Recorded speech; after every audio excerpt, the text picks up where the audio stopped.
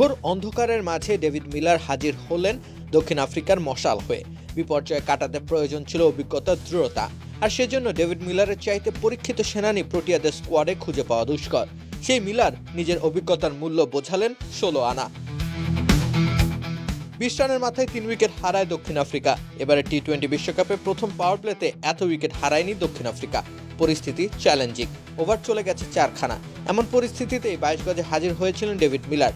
5-এর run রেটকে তিনি নিয়ে গেলেন 10-এর কাছাকাছি। ডেওয়াল ব্রেভিসকে সাথে নিয়ে তিনি ইনিংস মেরামত করলেন আগ্রাসনকে সঙ্গী করে। 26 বলে 52 রান করে 50-এর গন্ডি পেরিয়ে যান প্রোটিয়াই অভিজ্ঞ ব্যাটার। প্রায় 200 স্ট্রাইক রেটের ইনিংসটি তিনি খেলেছেন ঘোর বিপদ নামক খাদের কিনারায় দাঁড়িয়ে। এদিন 22 গজে নেমেই নিজের লক্ষ্য পরিষ্কার করে দেন মিলার। ভারতের ধূর্ত বোলার বরুণ চক্রবর্তীর পরপর 2 বলে 2 বাউন্ডারি আদায় করে শুরু হয় মিলারের যাত্রা। 97 রানে জুটি গড়েন তিনি ব্রেভিসকে সাথে নিয়ে। 50 রান চা মানে লাইফটা ভরপুর, চা মানে ইস্পাহানি মির্জাপুর। এর জন্য বড় শট খেলতে গিয়ে আউট হন ব্রেভিস, কিন্তু তবুও মিলার অবিচল থাকার চেষ্টা করেছেন। অবশ্য যে বরুণকে আক্রমণ করে তিনি দারুণ ইনিংসের সূত্রপাত ঘটান, সেই বরুণের বলে আউট হতে হয়েছে তাকে।